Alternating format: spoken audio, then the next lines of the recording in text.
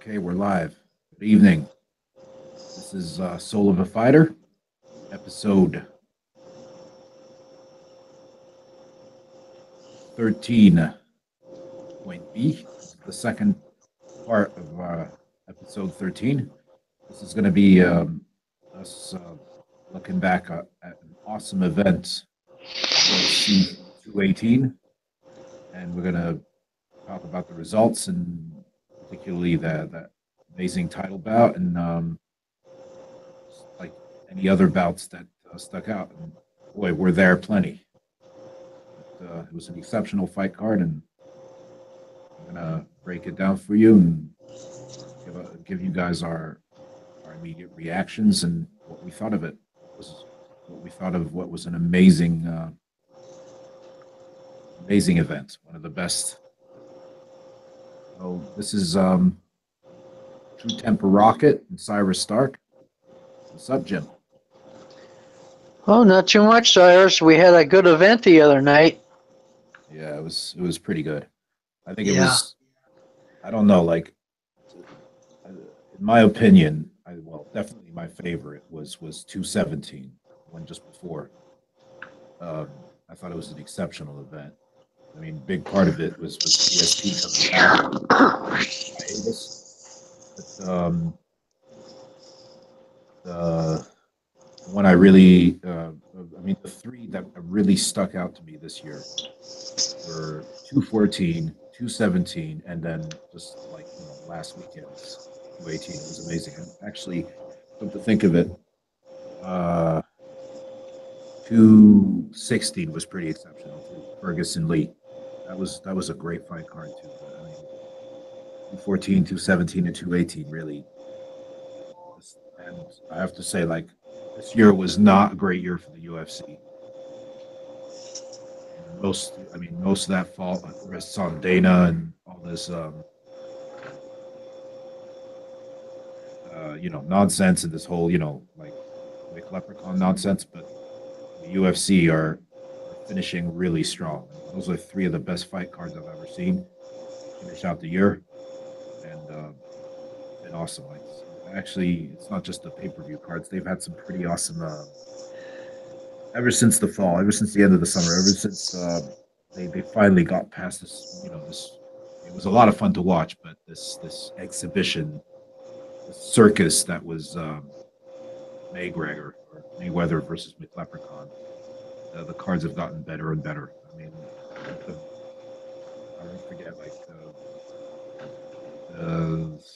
I believe it was October. Hold on a minute. It was August. Was it August or September? It was the night. It was UFC fight night when 16, I believe, when Luke Rockhold made his return versus David Branch. Ever since that card was awesome, and ever since then, fight cards have been that much better. So let's see. Hello? Yeah, what's up, Jim? You're fading out. Uh, okay, I'll see what I can do about that. But how about we start by just reading out the results for anybody who didn't watch the whole time or missed some of them or missed the card altogether.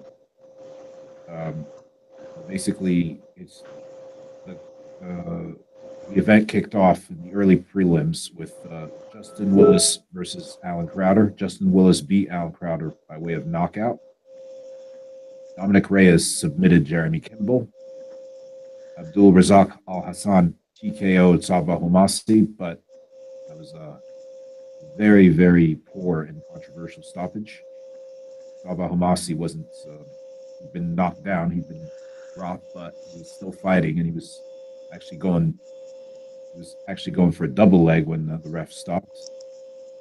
Um, Referee's a good referee, but I believe that he made a big mistake. I think he knew immediately when he did it. It's just, I guess, it was an angle problem.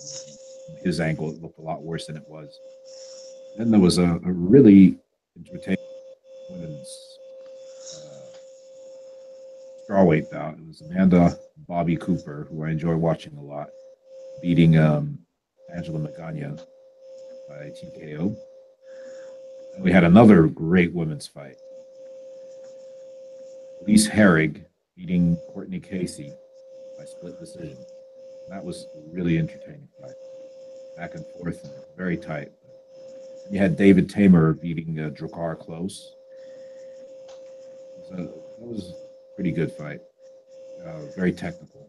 Then you had one of the best fights ever, one of the best back and forth fights. You had Yancy Medeiros knocking out Alex Oliveira. But I mean, if you haven't seen it, you have to watch it. I mean, I don't even know if I have the words to do this fight.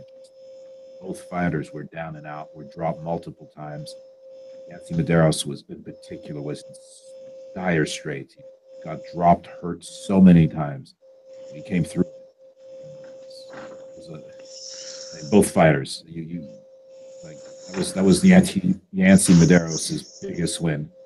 And I mean, like, he's a big guy, but Alex Oliveira is a monster. He was way bigger than him. And it was, I don't know, it was an amazing performance. And he came through it. He took a beating, and he came through it. So, respect to both men for one of the greatest fights I've ever seen. And yet, Paul Felder putting a beating, putting the hurt on Charles Oliveira, knocking him out. Was another controversial stoppage because the ref took an eternity to stop the fight. Even though Charles Oliveira had apparently, I didn't see it myself, but apparently he tapped the strikes. The ref didn't see it, so he took like 4 or 5 shots after he'd submitted, which is never a good thing. You had Tecia Torres beating Michelle Waterson. It was a great fight. That really surprised me. Yeah, well, I mean, I wasn't sure how to call it. Tecia is tough as nails. She's a badass. Michelle Waterson has been a champion. She's an amazing fighter. She comes from a great camp. So I just didn't know how to call it. In the end, Tecia Torres pulled it off and gutted it out. So respect to her. And I know Michelle Waterson back than ever. Then we had another amazing fight. I mean, that's all you. Eddie Alvarez versus Justin Gaethje, and that was another crazy back and forth. And Eddie, the Underground King Alvarez, came back in a huge way. Like he's the first man in history to put a loss on Justin Gaethje's record. Justin Gaethje was 18-0, had never been beaten. 18-0, never been beaten. Mm-hmm. Finally lost the fight. So that was, but it was, I mean, that was another back and forth. It wasn't straightforward. It was just an amazing fight. Then you had Henry Cejudo taking on Sergio Pettis. Henry managed to use his experience and his wrestling to eke out a decision against Sergio Pettis. Good fight. Then you had one of the scariest, biggest, most violent knockouts you'll ever see when Francis Ngannou took on Alistair Overeem. A great fight while it lasted. It didn't last too long, but that was one of the most violent knockouts you'll ever see. Basically, Ngannou knocked him out on his feet. By the time he landed, he was already out. And the last shot he took, that Overeem took, was completely unnecessary because he was out. And then in the main event, Max Holloway took on Jose Aldo and beat him in the 3rd round by TKO. It was another great fight, great performance by both men. But Max once again proved that he's on a whole other level. The present and the future, and he's going to go down as an all-time great. Keeps on going, and he doesn't lose his focus. That was an amazing fight. Completely outclassed him, took his best shots, and just kept walking into him. So, respect to both men for a great fight, and I wish Aldo the best, but respect to the champ. I mean, like, guys like Max Holloway make the sport worth watching, and guys like him are like a reward for guys who look past the bullshit, no matter how bad it gets, and just love the fights. So it's great. So, yeah. Jim, how about you? You give us your thoughts On the on a great night of fights. Like oh well, what I fight? there's nothing. There's not one fight in particular that uh, I can. I I was most impressed by the entirety of the event. Uh, there seemed to me that um, I enjoyed what I was watching. Mm. I There were very few moments that I felt like I was bored or disinterested. That there just was. It just seemed to me like there was business going on. Guys were out there Right? fighting and making a living. Yeah, exactly. Like every fight, every single Yeah, fight had and that there was wasn't any warranted. trash talk going on and all that bullshit. There was business going on. Guys making a living. I Yeah, I I really enjoyed that about. In fact, I enjoyed that about the last two events that the UFC has put on. yeah. Uh, Well, I couldn't agree more. 217 was excellent like that too. yeah, and I want to point out that there was no big mouth Irishman in either of Yeah, those two events. Okay, it's we no got to coincidence, see. is it? I got to see quality athleticism, and I got to see serious people employing their talents to win. And I'm really impressed. In fact, if Dana White was in front of me, I'd shake his hand and say, "Thank you, you asshole." I love that. Thank you, No, asshole. really, I'm just I don't want to say too much about feeling good about these last two events, but at the same time, I kind of wish I could pat Dana on the back and say, "Give us some more of this, will you? Come on." Yeah, that's fair enough. When somebody does it, when they get it right, the UFC, when they get it right, they get it right.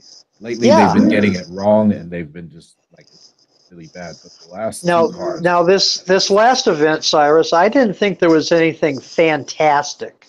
Uh, there, but in its entirety, I was entertained. yeah, well, yeah, In fact, I plan to watch the event on tape again, yeah, well, just to entertain myself. yeah. So do I, man. So do I. I mean, to me, there were a couple fantastic moments though, like Uh-huh. Yeah. the Ngannou Good. knockout over him. That was fantastic. That was almost like Well, there was lots of good stuff. There was good stuff in this event. The stuff that the caught my the main event attention, was an amazing fight. To me, stuff that that was fantastic. caught my attention, stuff that kept my attention, and had me on the edge of my seat wondering what's going to happen next. Exactly. Just When like that happens, that means you're getting entertained very well, and oh, absolutely. I That's was entertained very well, and I appreciated it. I yeah. really I did. mean, like talk about edge of your seat stuff. Eddie Alvarez versus Justin Gaethje. That's about as edge of your seat stuff as you get, man. That was an amazing fight. You just didn't. Yeah, Um, yeah. it was so. Alvarez outdid himself. Oh my God, yeah, he's back. He's back because a lot of people were saying, "Oh, maybe it's time for him to retire. He's never going to be any good anymore." Um, Hello? yeah, I'm here. I'm here. I can hear you Okay. just fine. I think there's just a bit of a glitch, but it was great to see. I mean, I like both dudes. I didn't pick a winner. I'm Uh-huh. equally a fan of both of them. So whatever, but it was just great. I'm happy Eddie Alvarez got. Well, I thought Alvarez was going to get whacked, and if Yeah, I'd a have lot of bet people did. It money, was weird. it It was weird well because because when he fought McGregor, yeah, um, I thought, well, there's something wrong with the guy. But right. either he's come back or he did a great job. I mean, this guy has I got think fight he in him. I think he because that night it's so weird, and that's why McLeprechaun, like that's part of his. I don't know if it's part of his greatness or, but he is one of the luckiest fighters in the world. I don't know stuff that does that, like him talking, being so annoying, but a lot of pick. the night they fight him to have the worst nights of their career. And I mean, to me, I've been watching Eddie Alvarez for years, for 15 years. Watched him Uh-huh. in Bodog, in Bellator. I've watched him everywhere. Dream, and like I've never seen him fight so bad. Like it wasn't even bad; it was just dumb. Like he made it so easy for Leprechaun to beat him. Like he did everything wrong that night. And I think it's just the event. I don't know what happened, and I'm not trying to disrespect him. I love Eddie. I was so upset for him when that happened because I know he's so much better. Like he's also an excellent wrestler. The thing is, he's a warrior, and he's got pride, and I respect him for it. But I think his pride got in the way, and he just wanted to make an example of McLeprechaun early on, and that he led with his right hand. And the thing is, every time he'd go, like the guy just timed him and just hit him right in the chin and dropped him like so many times. And then by then it was too late. By the time he decided to start wrestling, he was already he was already depleted. He did drop like 3 times before he went for wrestling. If Hey, he started wrestling straight away, he would have. I read your post on Floyd saying that he carried McGregor through that boxing match. Yeah, well, it made me happy. It's about time. Like Floyd's been Well, way too nice to that. that's what it looked like to me. I saw the fight. I Yeah, was in the White Horse Bar in Goshen, Indiana, watching that fight on TV, and yeah. and that's what it looked like to me. It looked to me like Floyd was just dicking with this guy until he decided that he'd had enough, and he was getting Well, ready to put him on the floor. anyone who's ever like anyone who's ever watched a fight, like more than let's say 10 fights, anybody has experience watching fights should know what happened that night. It was pretty obvious. Uh, It's more than like 5 Mayweather fights, they would have known. It's actually well, kind of embarrassing Floyd, to even understand. Floyd gave the people their money's worth. Yeah, he sure It, did. it it was worth watching. I mean, it was entertaining to watch, but at no point did I think that McGregor was going to hurt Floyd. At no point at all. Yeah, of course. I mean, like it was, well, anyways, like without getting too much into it, yeah, no, it was ridiculous. And I'm happy he's finally saying that because it's like it's time for people to have a wake up call because that was an embarrassing performance.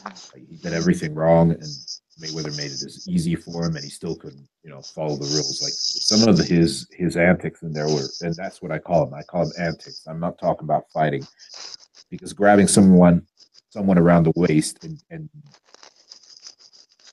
moving onto their back is illegal in boxing. It was some of the most embarrassing shit I've ever seen. I mean, hammer fists, seriously, with boxing gloves on. Come on, get the fuck Yeah, but he wasn't hurting Floyd at all. In fact, no. he hit Floyd a couple of times with a couple of good licks, and I didn't Floyd notice just that ate it like Floyd. Skittles, man. Yeah, Walked right Floyd through him. didn't. Floyd was wading into him. Yeah.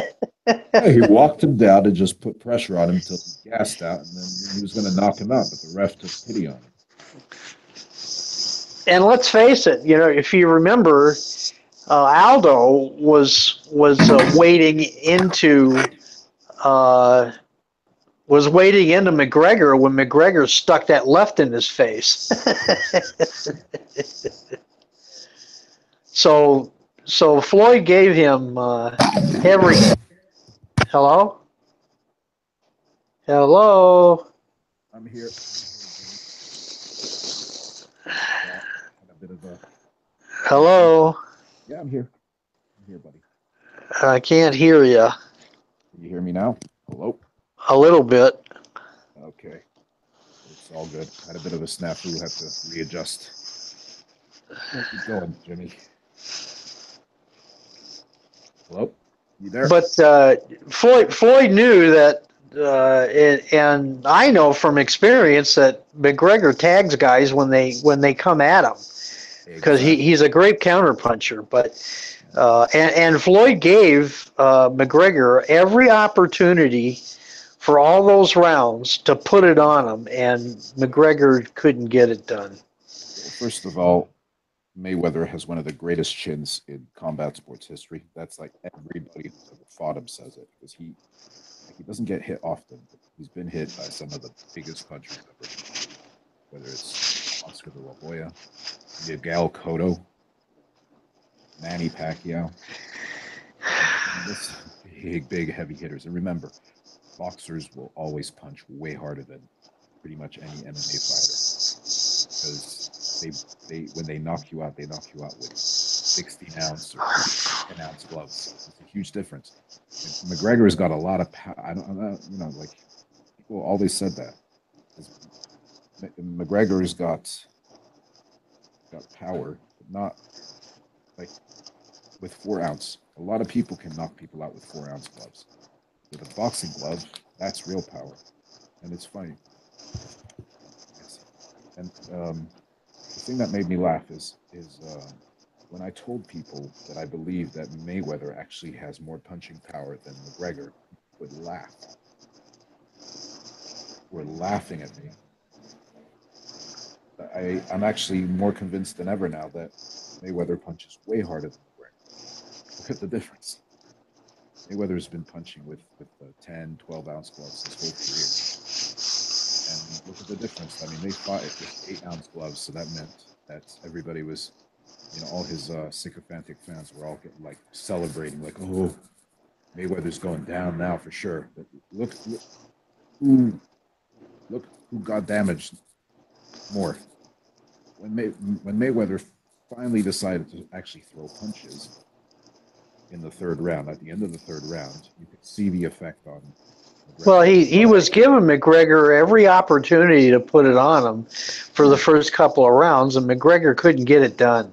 Yeah, he even let him catch him with that huge uppercut. It was a beautiful uppercut, I'll admit, and he probably hit him harder than he hit Aldo. Just walked right through him. Hello? So, yeah, I'm here, Jim. Okay, well, when you say you're here, then I can hear you, and then 2 seconds later I can't.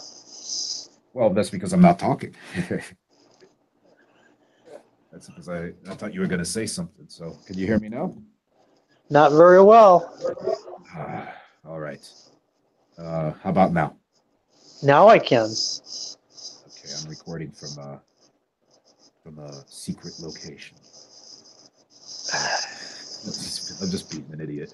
No, but seriously, like, to get back on track, like, what were we even talking about before we got into the whole McLeprechaun thing?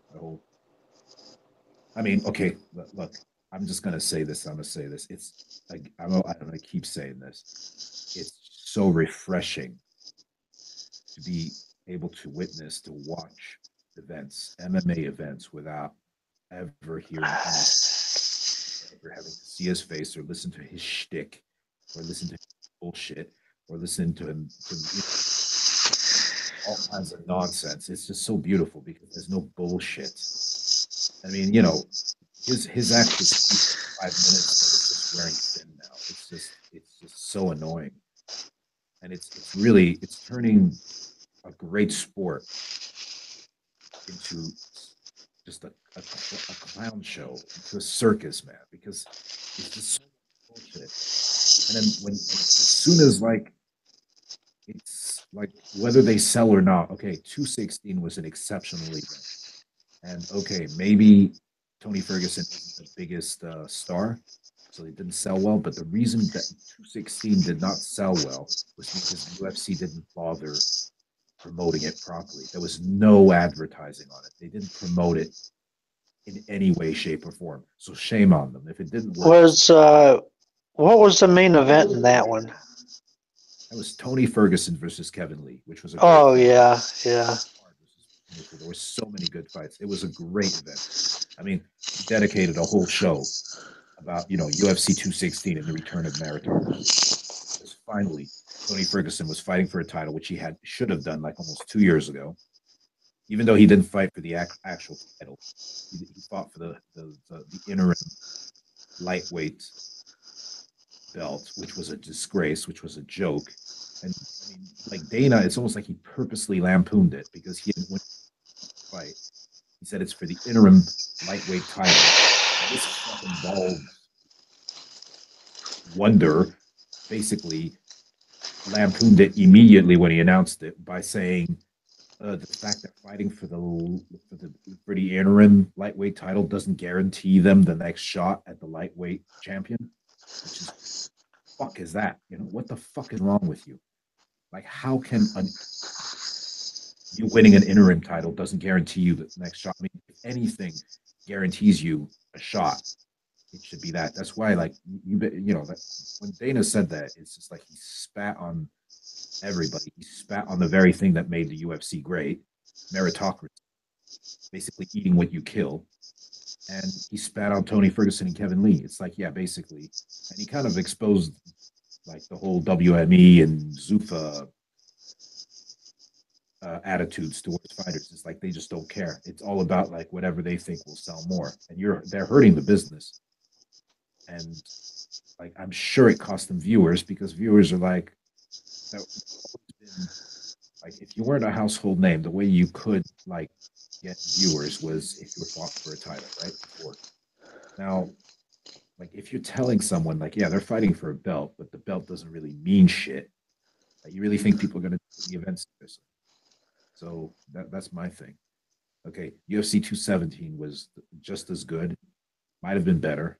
I'm not gonna, I'm not gonna do that. I'm not gonna compare them like that. They were both great events, but the thing about 217 is it sold. It sold big time because they had the return of a genuine superstar in GSP. Like that guy could than anyone else in MMA ever. Like he has the ultimate record. And that guy, as opposed to McLeprechaun, not only is he a star, but he's a true warrior. He respects the sport. He's the greatest welterweight of all time in the sport. He was the greatest, and honestly, arguably, he has a very strong claim for being the greatest outright. Like he's up there with John Jones. He and John Jones. Mighty Mouse. Mighty Mouse is up there too. Like they each stake a claim for being the greatest ever, like no one else in the sport can. Not, not anybody else who, like anybody, like these guys are just on a different level.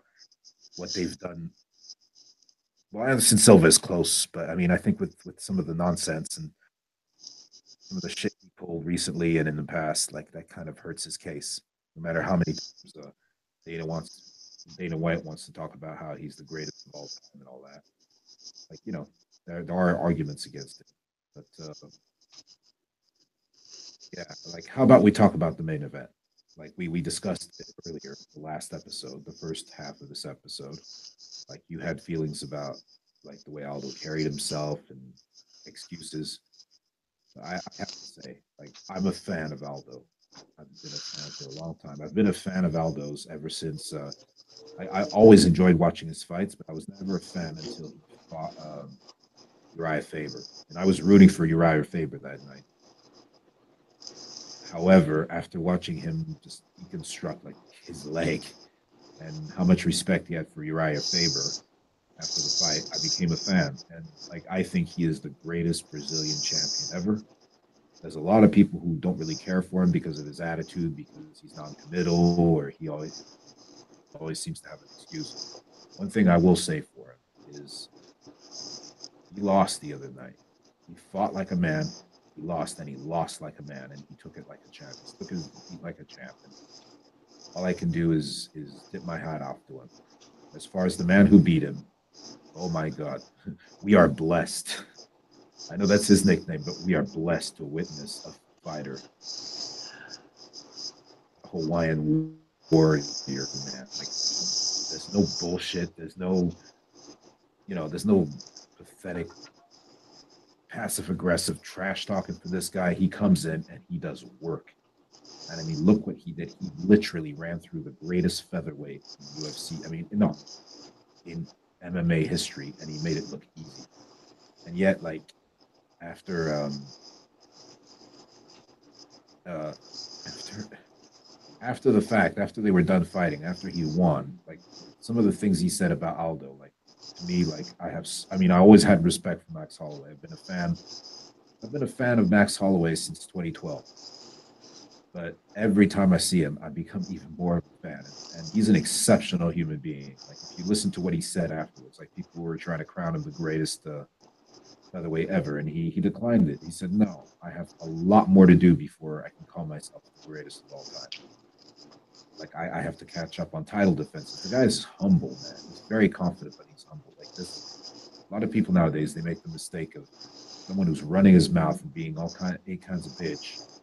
They take it as confidence. Confidence is Max Holloway because he's humble. Like confident people, like you don't have, like arrogance has nothing to do with confidence. And like to me, Aldo is the soul of confidence. He's the soul of bravery. Well, I think Aldo is a good athlete, and I think he's had a brilliant career. But I also think he's a crying motherfucker when he wants to be, and that shit gets old. Fair enough. That shit gets old. Yeah, he wasn't the other night, though, was he? No, he wasn't the other night. And there's no reason to mention it. Why should I have to say, "Gee, Aldo, you were a good boy and you didn't cry like a bitch"? Okay, fine. But I've listened to that guy. I've listened to that guy make excuse after excuse when he gets fucking beat, and I don't want to hear it. I just don't want to hear it.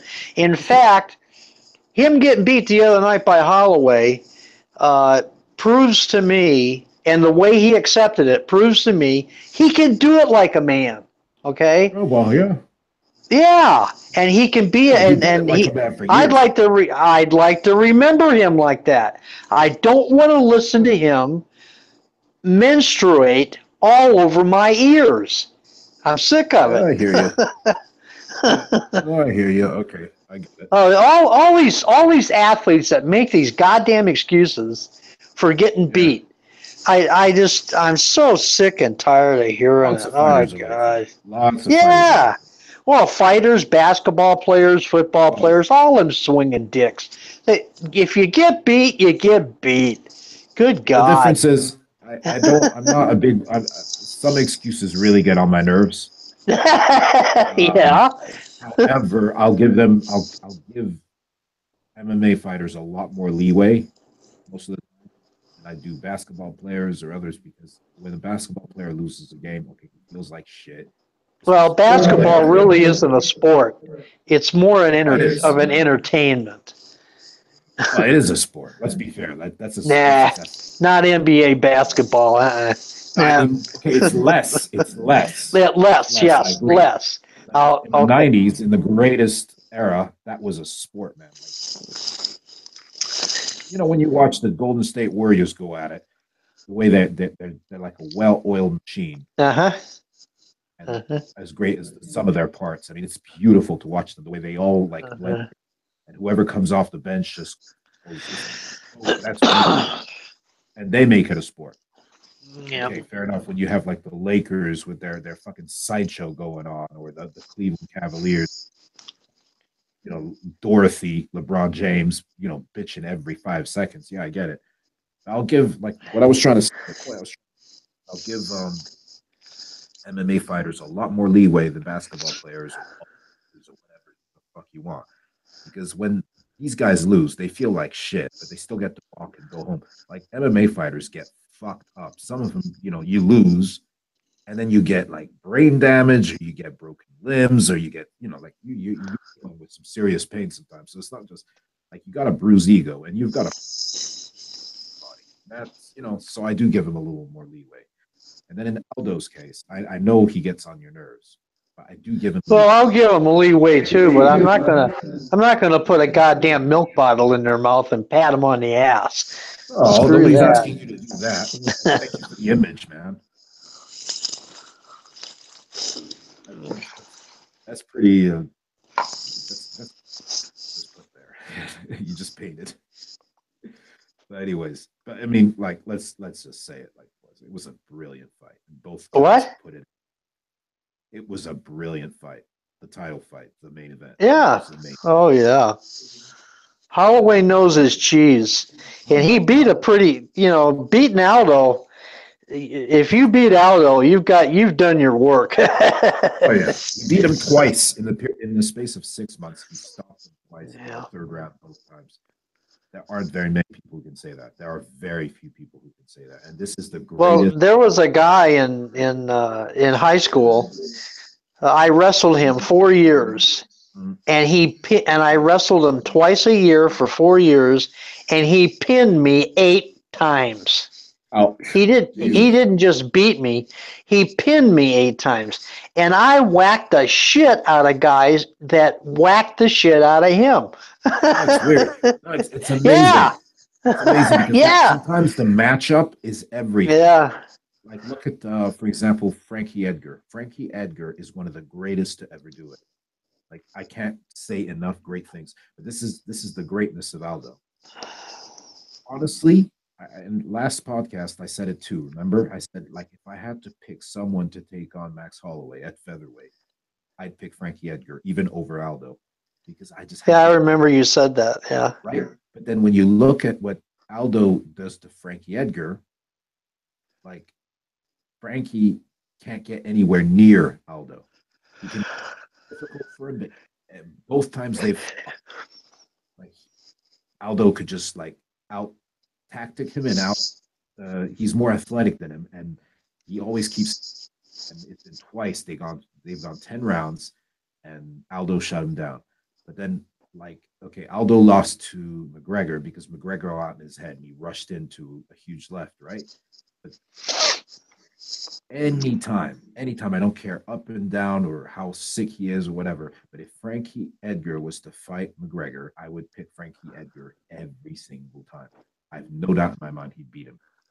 And one of the main reasons is that, and Aldo should beat him too, but Aldo, like, he allowed McGregor to get in his head. It's in Frankie Edgar's head. But it's weird because, like, imagine, like, if Frankie Edgar finally faces Holloway and wins, it will be really weird. It'll be a weird triangle because Aldo beats Edgar twice, Holloway beats Aldo twice, and imagine if Edgar beats, and that just goes to prove like how much of a match.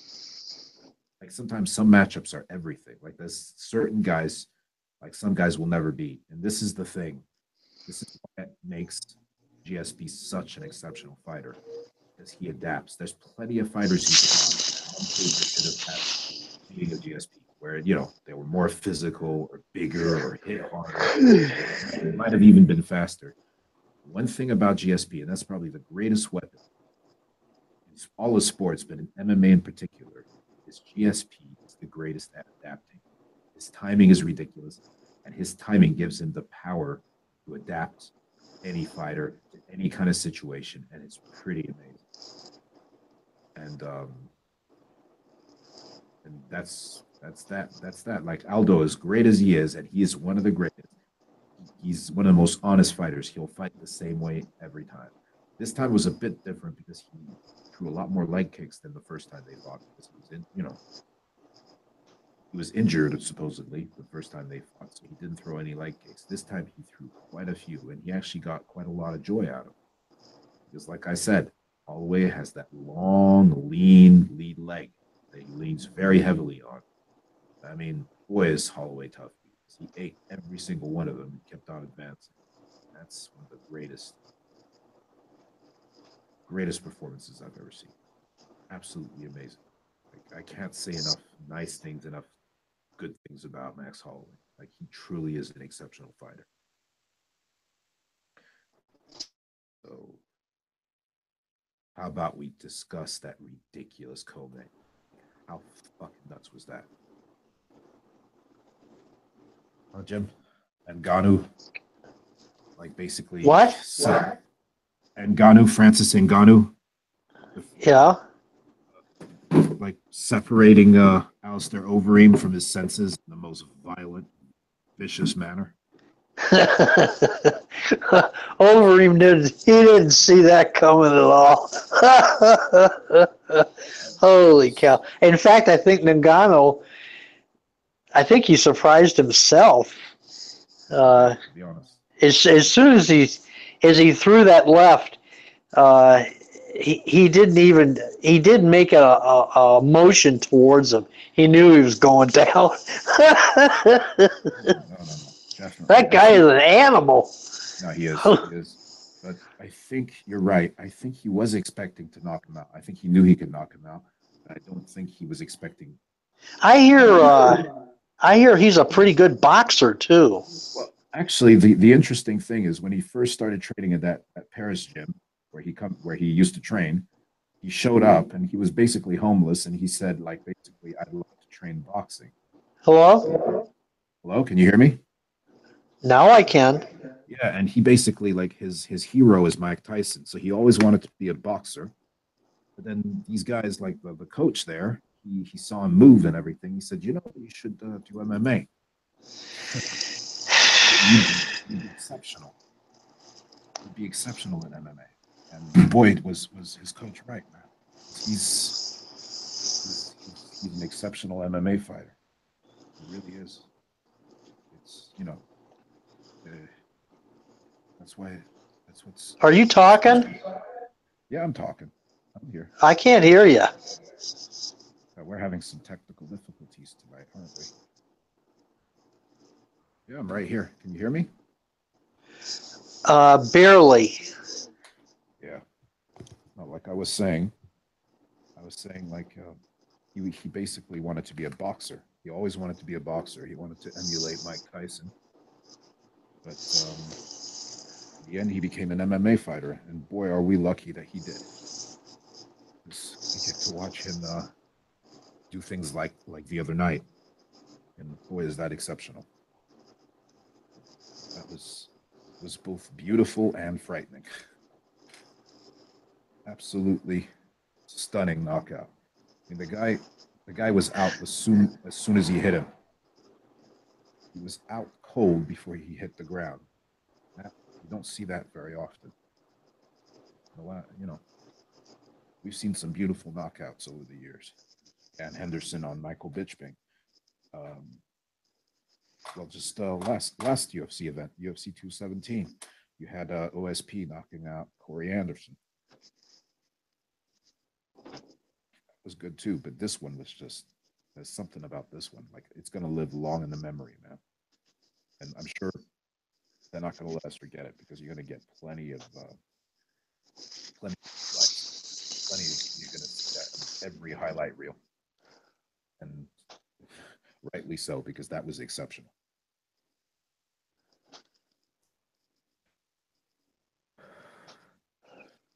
What do you think, Jim? Hello? I'm here, man. I can't hear you.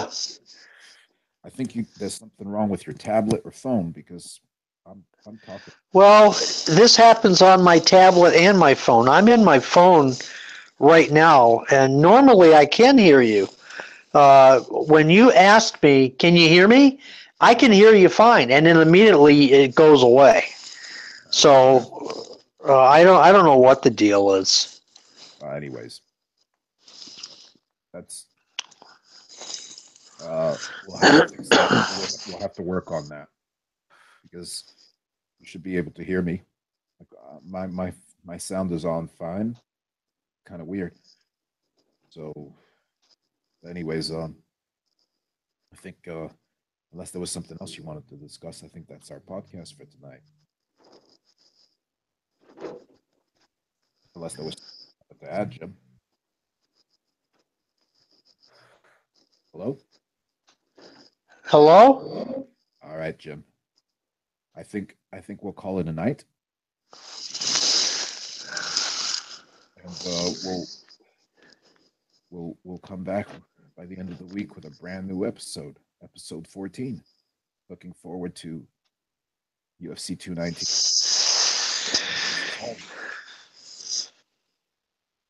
This is Emperor Rocket and Cyrus Stark saying good night.